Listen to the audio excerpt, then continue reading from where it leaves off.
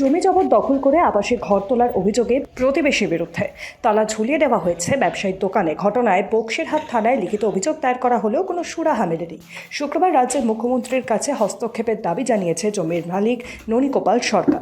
জমি দখলের ঘটনা প্রকাশ্যে আসতে রীতিমতো হইচই পড়ে গিয়েছে তুফানগঞ্জ 2 নম্বর ব্লকের লাউকুটি এলাকায়। বক্সিরহাটের ছিরপর লাউকুটি এলাকার বাসিন্দা ননীগোপাল সরকার বছর তিনেক আগে বাড়ি সংলগ্ন এলাকার বাসিন্দা রাজকুমারী সরকারের কাছ থেকে 8 শতক জমি কিনেছিলেন।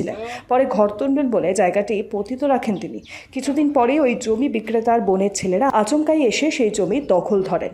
সম্প্রতি তার একটি দোকানে তালা ঝুলিয়ে দেওয়া হয় বলে অভিযোগ। আর সেই দখল করা জমিতে আবাসের সরকারি ঘর তুলছেন ওই অভিযুক্ত সুদীপ সরকার। প্রতিবাদ করতে গেলে উল্টে মারধর করার পাশাপাশি হুমকিও দেওয়া হয়। ননীগোপাল সরকার জানান, দলবল নিয়ে গায়ে জোর দেখিয়ে তার জমি দখল করে নিয়েছে এক প্রতিবেশী। তাই সুবিচারের আশায় রাজ্যের মুখ্যমন্ত্রীর হস্তক্ষেপের দাবি জানিয়েছেন তিনি। যদিও সমস্ত অভিযোগ অস্বীকার করেন এই প্রতিবেশী সুদীপ সরকার।